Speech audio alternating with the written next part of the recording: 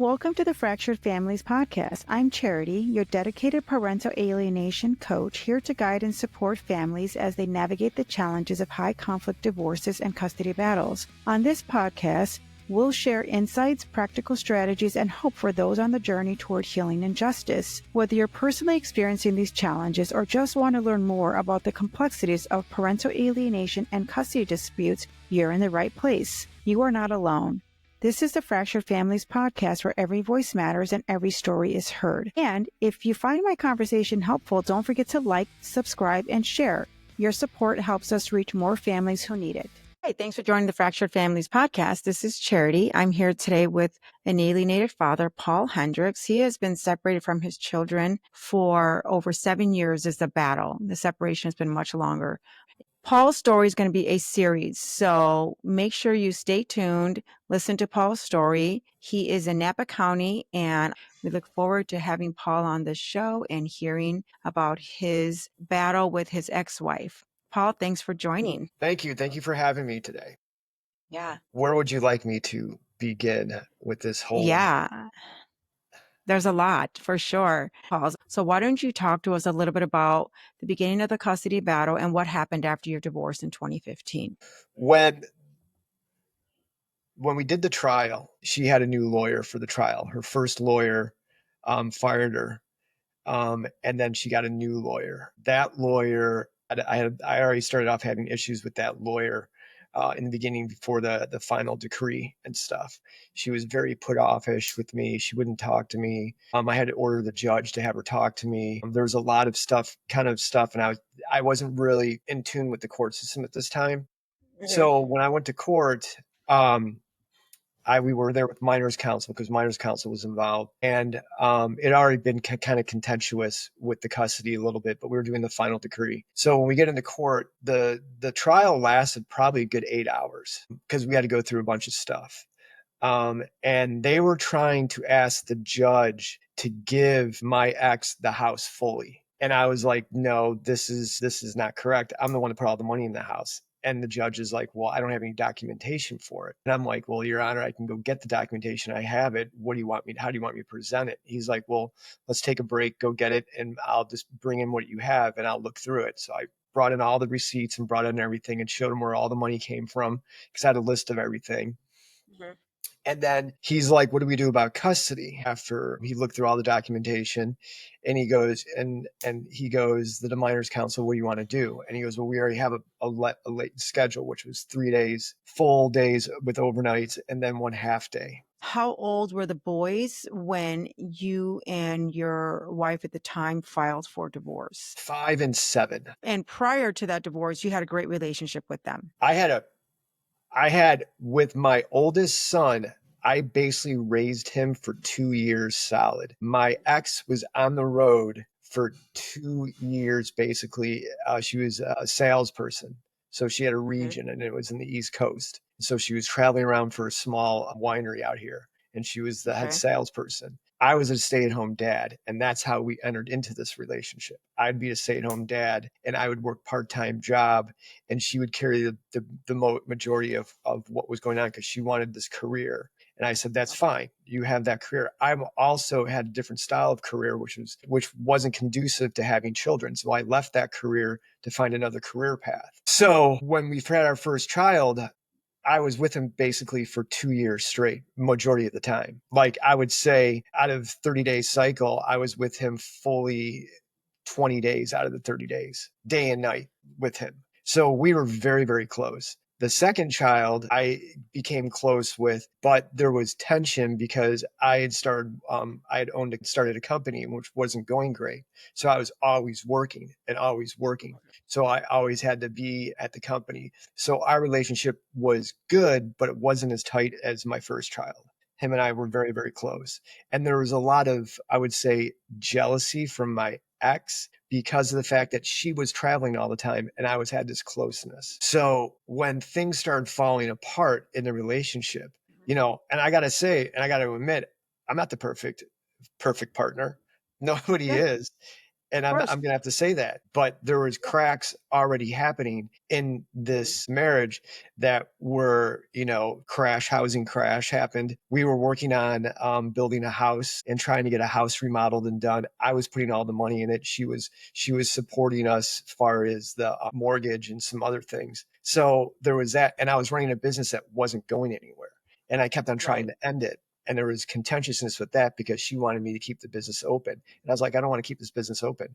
It's not, I'd rather go work a 40-hour a week job to stay home with the kids while you carry on with your career. So anyways, that's what I was very, very close with my children. It was a very close bond. So then the relationship starts to fall apart, and you still manage to maintain a relationship with the boys even before you started your court proceedings. Yes. So you file for divorce. And then when you file for divorce, whoever files first, you have to respond to that and have 30 days to respond to it. So when that happened, we had a hearing. They did an ex parte hearing for the first of many child abuse allegations. So her lawyer at the time, it was a guy, I filed my response, and then he filed an ex parte. And an ex parte motion is basically an emergency hearing. So they have to call you up and tell you on the phone where these are the issues that are happening. How do we rectify them? If there's not getting rectified, they get to file an order, and you have to be in court within 3 days. So I went to court.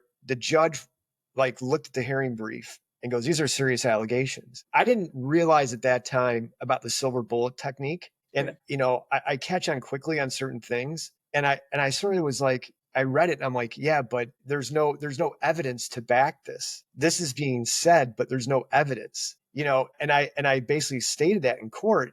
And her lawyer goes, "Well, Your Honor, he's not counsel. He shouldn't have the right to say stuff like this." And I'm like, listen, you can just read this and read this is just this is made up stuff right here in this hearing brief. So the judge agreed with me, and he goes, "This is what we're going to do. These are what days of the week can you stay with your kids?" I'm like, Monday, Tuesday, Wednesday, and then on another half day somewhere. And then she had him on the weekends, and she had him, we had 50-50 pretty much that whole time. Okay. So then everything kind of settles down for a little bit, and we go on this cycle. Now, the other bad thing is I'm living on the property because I'm still struggling with trying to find a place. This is when we had the 2008 housing crash. Right. There's no properties to be found up in California, anywhere, especially where I lived. And I lived in a very small town. And to find any decent property to suit having children, it was really hard. So I was working at that. So I decided to live on the granny unit, which was a perfectly fine situation. She didn't care for that, but that's the way it was. So for about 6-7 months, this was kind of what was going on, and everything was fine, everything was mellow until the final court date. So just before the final court date, where we finalized the documentation and finalized the divorce, her lawyer fired her. And what he did was, and there was still heated stuff going on with the custody. She still was trying to play games with custody, but it wasn't as bad, I would say. When her lawyer fired her or released himself, he did it in a way that I guess doesn't happen often. And the minors counsel even said to me, "I've never seen this done this way." He filed a motion in court saying that he was firing her because she was how would I say this? She had irrational thinking. Her requests were not rational requests. So he pretty much let her go. Then we went to court to set the date for the finalization of the divorce. Then you have to have a preliminary hearing in front of a judge. The judge that I was already in front of, he retires. So we get this new judge. Now we had a issue happen in the courthouse. So that prolonged the final the court. So we go to a hearing. So how this works in court, every Monday morning, you have lawyers get together in front of a judge, and they push out what the cases are for the week. They plan their week. It's a Monday morning call. I started going to the Monday morning calls because I was self-representing myself at the time. This is where I started learning a lot of stuff about court. Yeah. And started seeing the interesting things that happen in court. So I get into court. She gets into court. She doesn't have a lawyer. I'm like, well, this is pretty good. So she gets up in front of the judge and she's like, well, I need to find a new lawyer. I have some prospects and I'm looking for a new lawyer. I'm like, that's fine. Let her find a lawyer. So a week later, she finds a lawyer. They set our hearing. We call up her lawyer because my cousin was a lawyer. And so I called him up and I said, what should I do with this new lawyer? He's like, just call her up and ask her. He said to me, he goes, just ask her, to sit down and talk and see if you guys can figure out some stuff. So I call her up. She doesn't return my phone call. So I show up for the hearing. I see her at the hearing. I'm like, why did you call me back? And she's like, I don't have to call you back. I'm like, well, what are you talking about? We got to go into court. We got to discuss some issues. We have some stuff on the line. We have that sale of the house. We have this, we have that. And I think she just wanted to bring it into court, really, be quite honest with you, because that's just the way she was. She had no regard whatsoever for me at all. And I found that out with a lot of lawyers are like that. So I went into the courtroom, I sat down with the judge, and of course he gets a hearing brief from her because she does this hearing brief thing again. She always does this like the day before the hearing, her lawyer. And I said to the judge, I said, listen, I would have sorted out a lot of this stuff with her. And this was our original judge before he retired. And I said, I would have settled a lot of this stuff right out of the get-go, but her lawyer refuses to speak to me. And I can't get anything done unless her lawyer will speak to me. And the judge just looked at her and said, you got to go speak to him. And so after the hearing, we went and sat in a room, but she said to the judge, well, he's erratic and he's violent. I'm like, no, I'm not. I'm like, you refuse to answer any of my phone calls. So what do you want me to do? So we went outside, we were in a room, and we talked. I said, so what do you want to do here with all this stuff? She's like, well, your ex wants the house. I'm like, that's fine. She can have the house. She has to pay me for it. I put in the majority of the money. I said, I got to walk away from this to buy a house. And it wasn't like this was a long-term marriage. The marriage was only 7 years, if that. Actually, it was 5 years. The whole divorce thing was taking a little bit longer. So separation and all that. I said, and plus where the kids live and how they're living right now, it's not conducive for kids in a single parent home to be like that. And again, it shouldn't be my priority. My priority should be how I should be raising the kids. She should raise the kids the way she wants. But the way it was set up was, she wants to buy me out. She has no problem to buy me out. So they tried to start making offers to buy me out. And I said, this is not enough money. Like first it was $5,000. Second was $10,000. I'm like, I put in over $100,000 in the house. I said, we're going to sell the house. We're going to make X amount of dollars. I need to recoup my losses. And we both need to move on and be able to buy houses to do this correctly.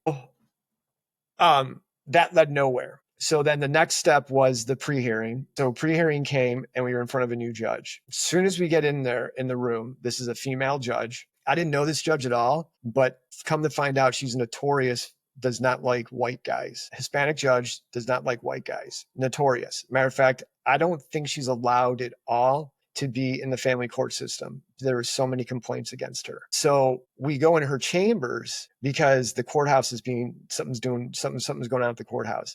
So we sit down in this small room. As soon as we sit down, the lawyer says to the judge, I just picked up this case and I went over it with her ex-lawyer. And he said that Mr. Hendricks was erratic and this and that and violent. And the reason why he left was because of that. And I was like, no, that's not what happened. I said, here's the piece of paper that states otherwise. But what happens when that happens, the initial person that says something, they get the upper hand no matter what. So they pushed it back to the original judge because judge was the interim judge to set the date. So they pushed it back to this original judge before he actually leaves the courthouse to finalize everything, his retired date. So we get in front of him again. She puts up this hearing brief. Like literally, I'm starting to get annoyed with this whole thing. Literally the hearing. We go in there, it's an 8-hour court case. Like I said, he asked me to leave, bring back documentation, show that I paid for the house and all that. So the judge goes, I'm going to take a break. We'll come back in an hour. Come back in an hour. He comes back out. He goes, Mr. Hendricks, you've just won. So here's what we're going to do. You're going to, and he was pissed. And he was pissed at me and he was pissed at her. I think he was annoyed at the fact that this took almost 2 years to get into to finalize all this. Right. He's like, you're getting 50, 48 custody. So I didn't realize what these numbers meant. And we talk about that later because that's an interesting subject. So you're getting 50 and she's getting, you're getting 48 and she's getting 50, however it came out. You're going to get, both going to get joint legal custody and you're going to share. And this is the holiday schedule. Great. Now, division of property, sale of the house. You're going to get to sell the house. I'm like, well, wait a second. I put my money into my inheritance. I showed you that. He goes, I don't care. He goes, I don't care about that at all. You don't have a documentation stating that you would get this money when you moved out your inheritance, because inheritance in the state of California, if you put it in, you get it back before the division happens. So I said, fine, whatever. So sell the house. House has to be sold in X amount of months. You're living on the property. You have to be out in 30 days. Okay, no problem. As soon as that all wrapped up and we were done, literally walked out of the courtroom. I'm like, great. I had this big box of all this paperwork. She comes out, starts screaming and yelling and going So into who's she? my The ex-wife or the lawyer? No, Okay. my ex-wife. Okay. Lawyers in the room signing paperwork and doing documentation. So now everything kind of calms down. So now we're doing the last month. She found some guy she met online. So she's now bringing this guy to the house to rev me up. And I'm in the granny unit and she's like in the house with this guy. And I'm like, whatever. I'm like, good for you. You've moved on. Great. I'm happy for you. I just want to live my life and find a place to live. Now it's really hard to find a place to live where I was up in the mountains where I lived. So I finally found a spot. Wasn't the best, but it was something. And I moved off the property. I basically shut my company down. Didn't even care about selling off the equipment or doing anything. I left it in a storage unit and gave the keys to the guy at the storage place. Said, this is all yours. Have it. Have a nice day. And then I went and I got a full-time job doing local guiding in the area. And I found a place, got into a place, and that took me a bit to get in there. Kind of it's not the best of places, but it would start. Mm-hmm. Had a bed, had a couch, had a television, and that was pretty much it. And that was pretty much the whole kit and caboodle. So then we're moving along and that was in October. Now we're into summertime. And I'm like, all right, we have to sell the house. I basically was like to her, my ex, I'm like, we need to sell the house. So we need to start selling the house. I'm going to look for a realtor, find a realtor, and we're going to sell the house. Found a realtor, came up to the property one day and looked at the property and said, okay, this is what we can get for it. And remember, this is the downturn of 2008 housing crisis. Mm-hmm. So the depreciation of the house is, right. It's there, but we put enough money in it that you can make some money off of it. So I get him up there. He signs on with me and he starts putting together how we're going to sell the house. She starts pushing back. I call up her lawyer. I said, this is what's going on. Again, no answer from her lawyer. Her lawyer's like, you don't treat me with respect. We're just going to have to email. I'm like, fine. I'm like, this is the realtor. I was chosen to pick the realtor. This is the realtor. This is what he wants to do with the house. This is what we need to do. I am now going to clean up the property. And I'm going to start moving some stuff off the property to get the house prepped for sale. Let me ask you a question. Was from October to that point, did you have the time with the boys, the 48% of time? Were you spending that time with them? Okay. It was smooth sailing. There was some, she was trying, what she would do, and I didn't realize this about toxic behavior.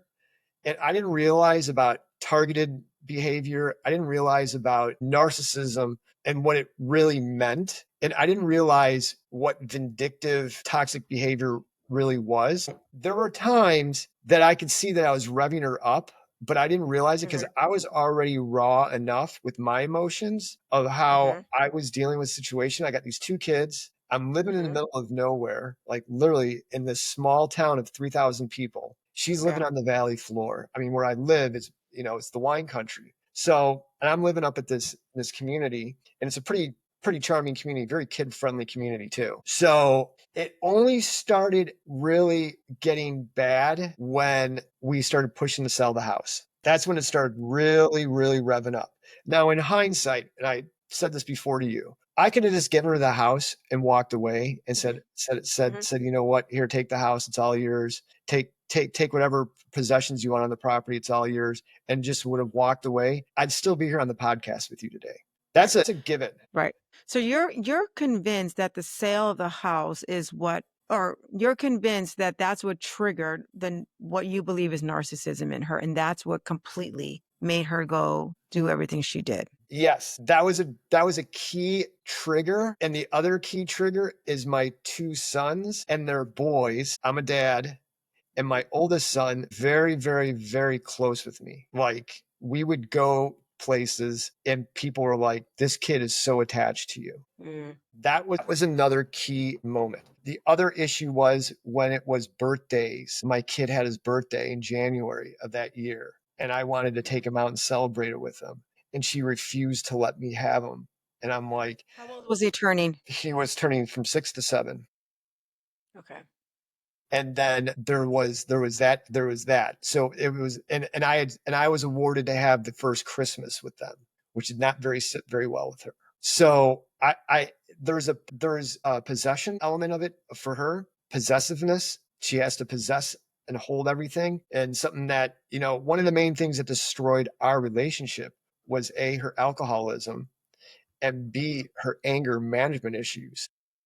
And it's something that I ignored for a while, because people don't realize when you're in the thick of things, you become trauma bonded with somebody like that. Yeah, of course. And now I'm dealing with a situation. I own a house. I put all my money into it. This is going to be a long-term investment for me. I've got 2 kids. I'm living in the middle of nowhere, and I'm out of my element as far as with my close friends and things like that. And my only friends I had, close friends because of my job, lived all over the world because of my career. I mean, Right. and so to have somebody close to me was no one's around. My family was getting fed up with the whole situation, and they had their own issues, and they were they lived 3,000 miles away.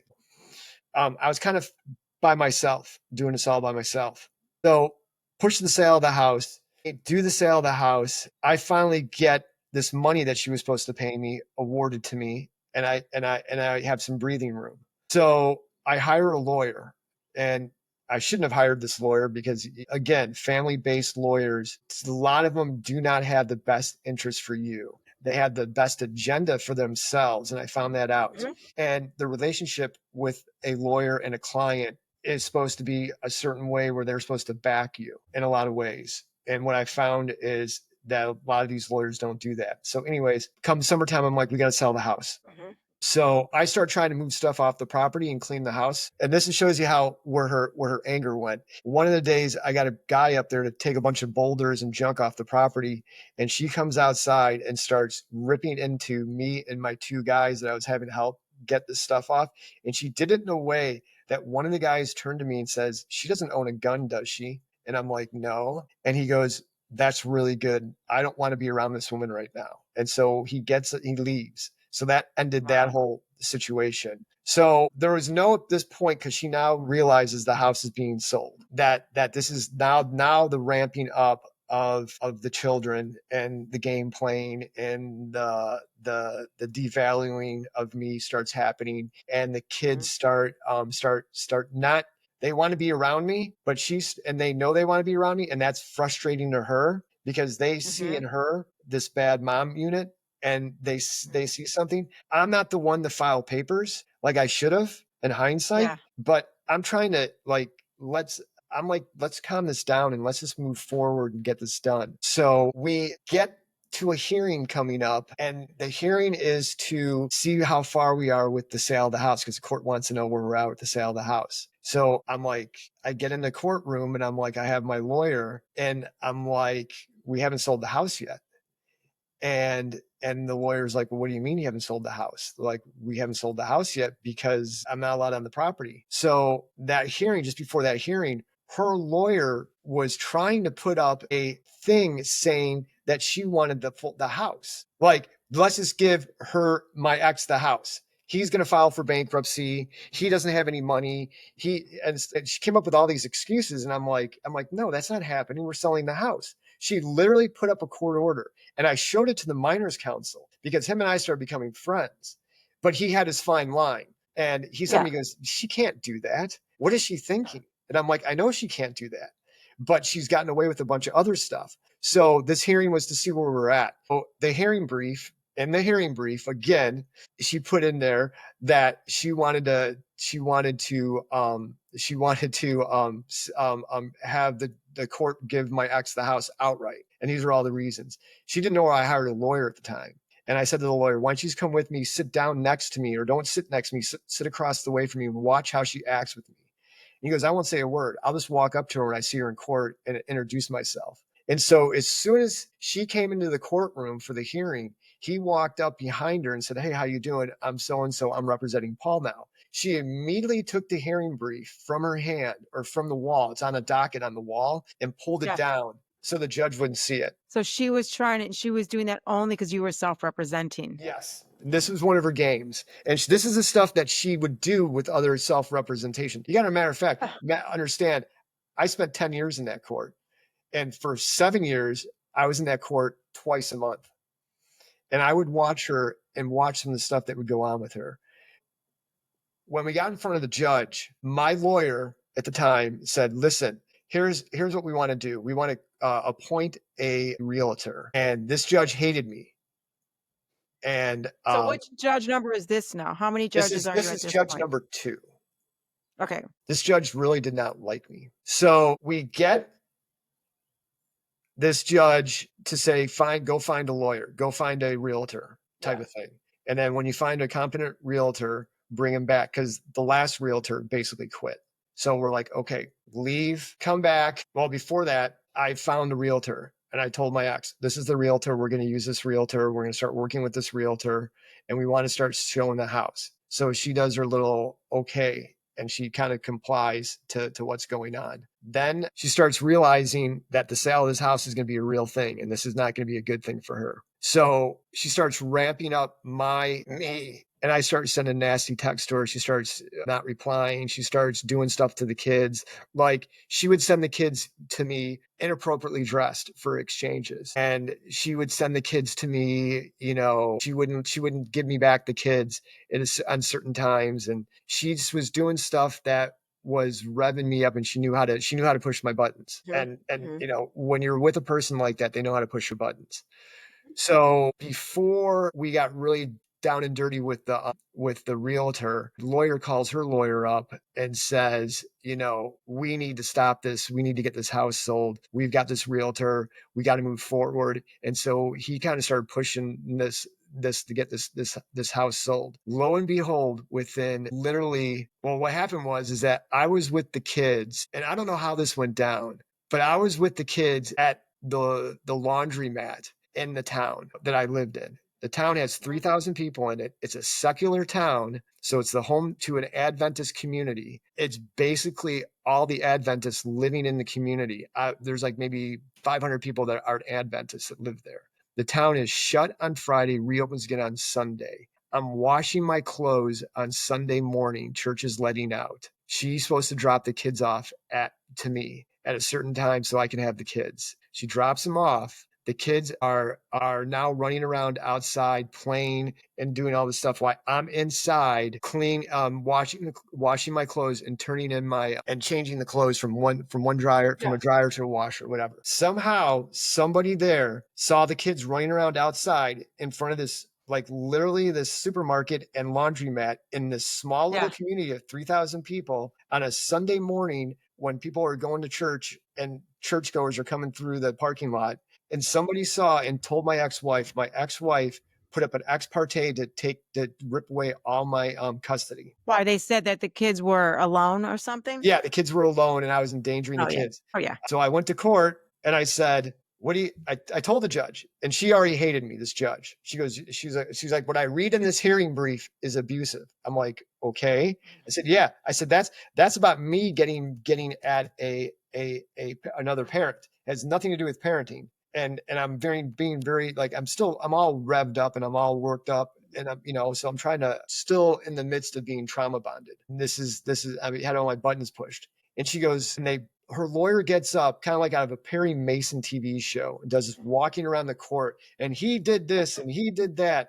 And I'm like, oh my God. And he left the kids while he was changing the lawn, and he was in the laundromat. The kids were running around outside. They were climbing up the tree. I'm like, yeah, they were. It's a secular town of 3,000 people. And this, I said, are you serious? I said, this is not Vallejo or Compton. This is not downtown San Francisco. This is a small community of 3,000 people on Sunday when everyone's in church, going to church.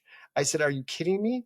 And she sort of just looked at me. She goes, that's when things happen. Oh my God. Oh, the judge said that? Yeah, the judge said that to me. Oh my gosh. So I got up, I got really heated at that time, and I shouldn't have gotten heated at that time, and that was my bad. And she stripped me of all my custodial rights. Oh my gosh. So basically, I stormed out, and we were supposed to come back in 3 months to do an evaluation, another checkup. I was supposed to get a mental health evaluation, and then we're going to come back to see where we're at with custody, give back my custody. Now, the discussion, this is the best. The discussion that happens during this time where we're going to find a mental health examiner and what's going on with this custody evaluation is both the judge and the minors counsel and the lawyer. And this is another thing I can't stand. They all talk within themselves. And if you're by yourself, representing yourself, it's like you don't exist, which is really, really it's kind of abusive. So they're like, well, how do we evaluate it? The minors counsel is like, I've never done one of these before. And the judge is like, well, I've never done one either. How are we going to evaluate it? And I'm sort of looking at is this still judge number 2? This is judge number 2. Judge number 2. So she's requesting a psychological evaluation, but she's never done it. She's never actually requested it. Well, she probably has, but she doesn't know how to evaluate it. So interpret it. Yeah, interpret it. So okay. I'm like, okay. So we leave. I'm like, I think I'd already left the court just before this went down. Like this all went down, and I think I left. I think I just walked out of the courtroom because I was so blown away at all this. I leave and I go to the minors counsel. I go, this is what I'm going to do. We got to be back in 3 months. This is what I'm going to do. I'm going to go to the guy that we're currently seeing, who has a PhD in psychology, this therapist that we've been ordered to see. And I'm going to ask him to do a psychological evaluation on me because I couldn't find one in the town. Like I called all these people. The interesting thing is in Napa, we have the #1 mental health facility in the United States, one of the top state hospitals. But there's nothing to do with the family court. And a lot of people I talked to didn't want to deal with Napa family. So I go to this doctor and I say, this is what I need to have happen. He goes, that may get thrown out of court because I'm your therapist with both you two. So I don't care. So just do what you think's right and write a letter, because these people don't even know how to read the evaluation anyways. Yeah. Right. So he does this evaluation with me, writes a letter, gives everything to me. I give everything to minors counsel. It's in a closed sealed thing. And my lawyer and I go to court to present the evidence. Again, I'm sitting in court, and again, this happens. My lawyer hands me a hearing brief, goes, I got this 2 days ago. And I look at it, and I'm like, what the fuck? Are you kidding me? So basically, in the hearing brief, and I can't find this one because I need to have it for evidence for something. But in the hearing brief, it basically states that this evaluation that I just did is invalid, and it's not a worthy evaluation. It was done on a piece of paper, and all these reasons why it should not be done. And I'm like thinking to myself, well, none of you knew how to read an evaluation anyways. So why is this? Then on top of it, it goes to, we want to use this one doctor, this doctor so-and-so. And I said, okay. And he does this thing called, it's something that he invented, this doctor invented. And I guess he does these evaluations, and he does this reunification, because by that time I haven't seen the kids now for 6 months. And were you talking to them at all? What? It was complete no communication, not even phone calls? None. You got to understand, with my ex, that's how things went. Like, I could request to see the kids or talk to the kids. No, not at all. And then she would get away with it. In there, I'm to pay for everything, because I was awarded $98,000 for the house, right? Half of what the sale of the house was. And I was awarded all this money. This is how she wrote it. And so we want him to pay for everything because he caused all these problems. And I'm looking at it and I'm like, I looked at my lawyer and I knew right then and there I'm firing my lawyer right after this hearing. I said, you didn't inform me of this hearing brief, so we could have went over all these allegations. He's like, no, he's like, and this is something that I've heard from other lawyers, which I just want to grab them and shake them when they say it. It doesn't mean anything. It's just a bunch of words on a piece of paper. Until you don't have custody of your kids. Right. It doesn't mean anything. It's just a bunch of words on a piece of paper. And that's what I've heard that from a bunch of different lawyers. So I knew then and there I was going to fire this lawyer. So we get in front of the judge, and I sit down with this lawyer. I said, don't speak. He goes, what? I said, don't speak. I said, I want to speak to you after the hearing. And he goes, okay. And I said to the judge, I said, I'm looking through this and none of this makes sense. I said, I was asked to do this. I was asked to do this. I did all these things, and you're having me do this again. It's this lawyer hates me. This judge hates me. So she's like, you can afford to pay this much money in child support. You can afford to do this stuff. You're going to pay this amount of money. I said, no, the money was put into a trust. She did the same thing. Her lawyer did the same thing with my sale of the money, with my sale of the house, my profit from the house. She froze it somehow. Another trick of hers that she did. So I said, I don't have this money. I have nothing. And so she didn't, of course, she believed what was on the piece of paper. She didn't believe what was in front, what I was saying. But what she said was, I want both of you two to have a mental health evaluation from this doctor, and you're paying for it. And then once that happens, we'll see if we let you see your kids. And I'm like, great. Yep. So that's the end of this series. Paul, thank you for joining. Thank you for sharing your story. And thank you for being a guest on the Fractured Families podcast. And I will make sure and share your contact information should any parents want to reach out and chat with you. Yep. Thank you, Paul. Thank you for joining me on this episode of the Fractured Families podcast. I hope our conversation has provided you with support, understanding, and actionable insights to help you navigate your own family challenges. Remember, healing is a journey, and reaching out for help is a sign of strength. You're not alone. If you found value in today's episode, please subscribe, rate, and leave a review. Your support helps us reach more families in need. You can contact me on social media at Parental Alienation is Real, and visit our website for additional resources and ways to get involved. Stay strong, stay connected, and keep fighting for the family bonds that matter most. Until next time, take care and stay resilient.